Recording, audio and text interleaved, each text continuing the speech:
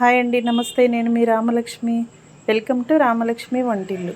ఈరోజు చికెన్తో చాలా క్రిస్పీగా, టేస్టీగా, స్పైసీగా పకోడీ అనేది చేసి చూపించబోతున్నానండి. ఆనియన్ పకోడీ, ఆలూ పకోడీ చేస్తూ ఉంటాం. చికెన్తో ఒక్కసారి టేస్టీ పకోడీని చేసి చూడండి. చాలా రుచిగా ఉంటుంది. చాలా సింపుల్గా అయిపోతుంది.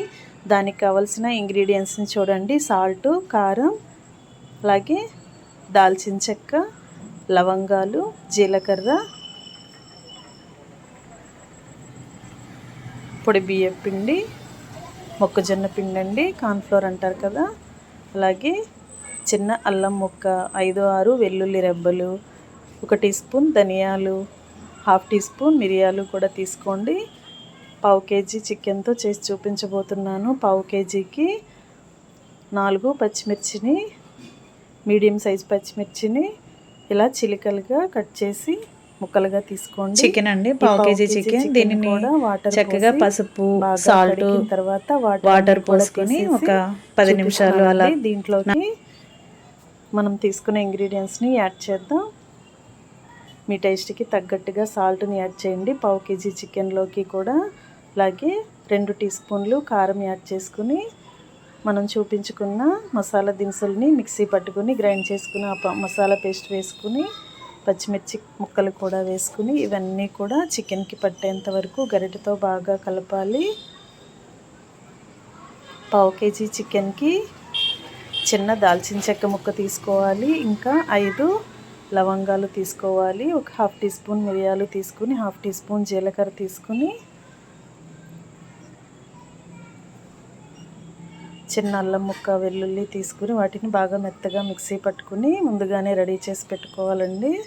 ఉప్పు, కారం, మసాలా, పచ్చిమిర్చి అన్నీ కూడా కలిపిన తర్వాత 2 టేబుల్ స్పూన్లు మైదా పిండి లేదా మొక్కజొన్న పిండి, అలాగే 2 టేబుల్ స్పూన్లు పొడి బియ్యం పిండి వేసుకుని బాగా కలిసిన తర్వాత 1 టేబుల్ స్పూన్ ఆయిల్ కూడా వేసుకుని ఇవన్నీ కూడా చికెన్కి పట్టేంత వరకు బాగా కలిపి ఒక అరగంట గిన్నెకు మూత పెట్టి పక్కన పెట్టండి. లేదంటే ఫ్రిడ్జ్లో అయినా పెట్టుకోవచ్చు.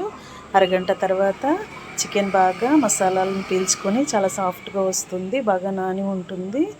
ఇప్పుడు స్టవ్ ఆన్ చేసి కళాయి పెట్టి డీప్ ఫ్రై సరిపడా ఆయిల్ పోసి, ఆయిల్ కాగిన తర్వాత ఫ్లేమ్ని మీడియంలో పెట్టుకుని ఇలా ఆయిల్కి పట్టినన్ని చికెన్ ముక్కల్ని పకోడీలాగా వేసుకుని గరిటెతో కలుపుకుంటూ డీప్ ఫ్రై చేయండి. బాగా క్రిస్పీగా వచ్చేంత వరకు ఫ్రై చేయండి. హై ఫ్లేమ్లో పెట్టొద్దు, అలాగని లో ఫ్లేమ్లో పెట్టొద్దు, మీడియం ఫ్లేమ్లో ఫ్రై చేయండి. లోపల వరకు కూడా బాగా క్రిస్పీగా ఫ్రై అవుతాయి. ఇలా ఫ్రై అయిన తర్వాత ఆయిల్ నుండి తీసేసి ప్లేట్లోకి వేసుకోండి. ఇదే ప్రాసెస్తో మిగిలిన ముక్కల్ని కూడా సెకండ్ బ్యాచ్ వైజ్గా వేసుకుని మొత్తం అన్నీ డీప్ ఫ్రై చేయటం కంప్లీట్ అయిన తర్వాత వేడివేడి చికెన్ పకోడీని సర్వ్ చేసుకోవటమేనండి. చూస్తుంటే నోరూరేలా అప్పటికప్పుడు చేసుకుని తినేయాలి అనిపించే రుచికరమైన వంటలను చేసి చూపిస్తాను. ఛానల్ని సబ్స్క్రైబ్ చేసుకుని పక్కనే ఉన్న గంట సింబల్ని టచ్ చేశారంటే నేను రెసిపీ పోస్ట్ చేసిన వెంటనే కూడా మీ ఫోన్కి నోటిఫికేషన్కి వస్తుందండి. ఓపెన్ చేసి చూడండి. సింపుల్ ప్రాసెస్తో టేస్టీ రెసిపీస్ని చూపిస్తాను. మీ పిల్లలకి, మీకు అందరికీ కూడా ఈ రెసిపీస్ అన్నీ బాగా నచ్చుతాయి. మీరు కూడా ట్రై చేసి మీ ఫ్యామిలీ మెంబర్స్ అందించే పొగడ్తలకు పొంగిపోతారని ఆశిస్తూ ఈ చికెన్ పకోడీని ఆనియన్తో అలాగే టొమాటో సాస్తో సర్వ్ చేసుకుంటే చాలా రుచిగా ఉంటుంది. మీరు కూడా తప్పకుండా ట్రై చేసి మీ కామెంట్స్ని నాకు అందించండి. మరొక రెసిపీతో మళ్ళీ కలుద్దాం. Thanks for watching. నేను మీ రామలక్ష్మి.